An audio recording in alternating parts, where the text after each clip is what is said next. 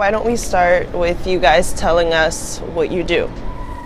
I make street art. I paint on pieces of paper and I essentially glue them up into the streets, which is called wheat paste.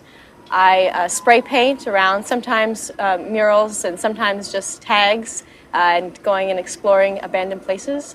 I only started once I got to Montreal and started seeing it everywhere and realized that you can really just do it, and it makes walking around and living in the place such more enjoyable, being able to interact with an art scene while just going to work or going back home. I do not do street art. I do graffiti. I go bombing, I go tagging, I destroy shit pretty much. So when you tag your artist name? Yeah. Which is? Zen's. What about you? Is there a message to what you do? So the main focus of what I do is I write I see you a lot, which sort of has to do with message of women looking back at the viewers and challenging them, confronting the male gaze in society and such. I did art history and I hear a lot of sort of those discourses. Do you study that? Yeah, so I studied art history at McGill, and I learned a lot from it, being able to study the problems in the art making process and being able to challenge those as a contemporary artist in a contemporary art scene today. And concealing your identity, is that part of Oh yeah, for sure. Yeah. Of course. It's kind of fun being anonymous, having that air of mystery. Do you think that you're consciously working against gentrification? I'd say so, yeah. It's definitely very anarchist for us to be doing this, For example, NDG used to be completely destroyed when I started back in 2008, and now it's one of the cleanest neighborhoods just because they enforced the law so hard. Some would say that I am contributing to that same process of making it nicer and all that capitalist bullshit. It's all about being conscious of that and challenging yourself constantly, because you can play into it and then you can play against it.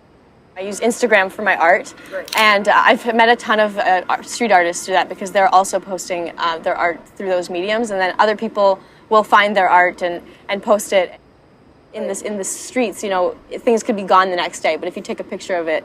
Speaking of Instagram and the internet, none of the stuff we do is permanent. But if you put it on the internet, people can still see it even if it's gone a year from now. So. I'm working with communities and working with, for the YMCA, for instance, we're making a mural together with young people and some elderly people. And that's what I want to do more in life, is doing social outreach and community-based projects where art is able to, help people come together and learn from each other and then make something that they can all enjoy together in the end.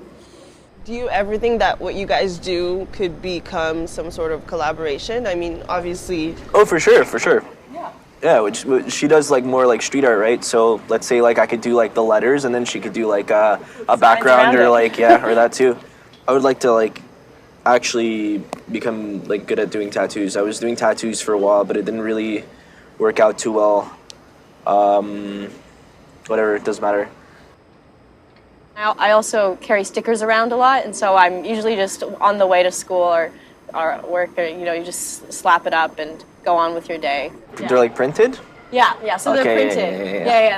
Yeah, I feel like a lot of them, that's lazy. Yeah, it is lazy. It is lazy, but it's smart. I would do it too. To be honest, I think it's a very stupid fucking habit that I have that I can't shake off. Graffiti's never fucking did anything bad to me, man. Graffiti's never fucked me over. All graffiti's done is make me happy, so. Things are being put up, things are being taken down, and people are adding and subtracting and creating together, and I think that street art and graffiti, they equally have a place in the city.